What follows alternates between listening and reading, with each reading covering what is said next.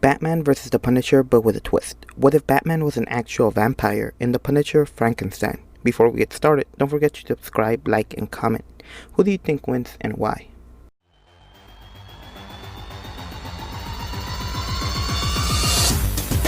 In a world where vampires and Dracula himself live in Gotham City, Batman would have to adapt and team up with a rogue vampire named Tanya if he wants to save his city. She would actually buy them in a very specific way in order not to draw any blood, so that Batman could gain all the powers of a vampire but still retain his humanity. With his newfound powers and allies, Batman would now be able to fight against Dracula. A plan was started to weaken Dracula and his defenses, and it began with Tanya and Batman luring Dracula's minions into the Batcave.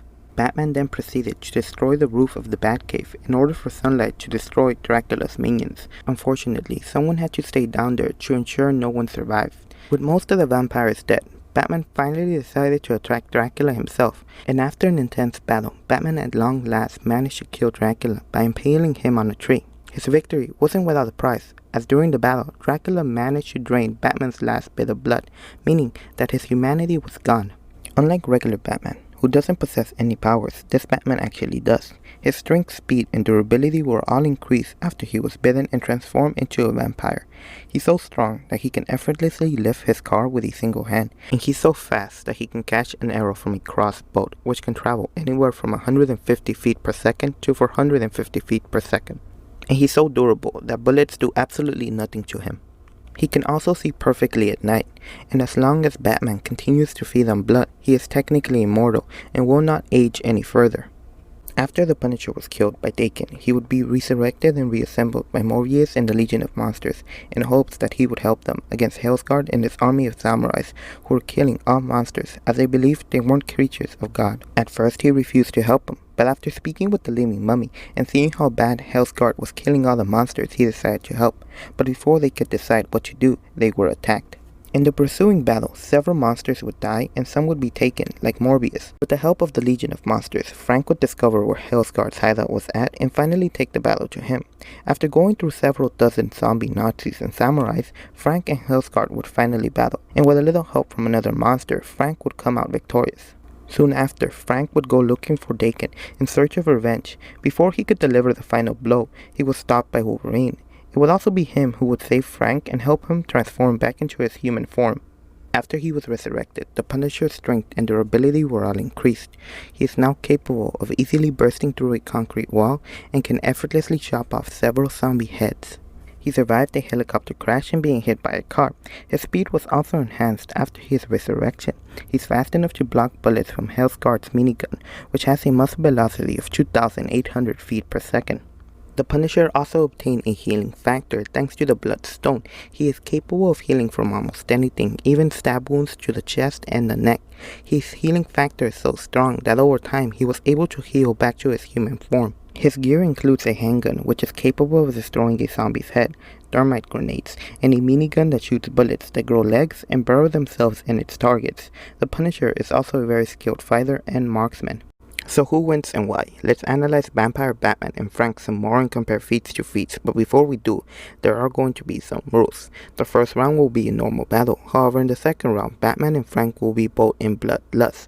I'm also mainly going to be focusing on these categories. Any other notable feats or attributes will go into their X factor. With that being said, let's get started. Vampire Batman is capable of tearing out a manhole cover and tossing it to a wall hard enough to break it. He's also killed the Joker with a single slap and was able to throw his Batarang hard enough to decapitate several vampires. Even by vampire standards, Batman is considered overly strong, as he's been able to overpower other vampires and defeat Dracula himself. The Punisher is also pretty strong, as he's been able to throw Man-Thing several feet into the air and was able to rip another man's arm with a single hand. The Punisher has also been able to break concrete walls and floors in more than one occasion, and it's because of this that the Punisher takes the strength category. Sure, Batman has performed a similar feat when he was able to lift and toss the manhole cover like a frisbee, and sure, he's performed other impressive feats like being able to pierce and decapitate others, but none of them are as impressive or require as much force as being able to destroy several concrete walls.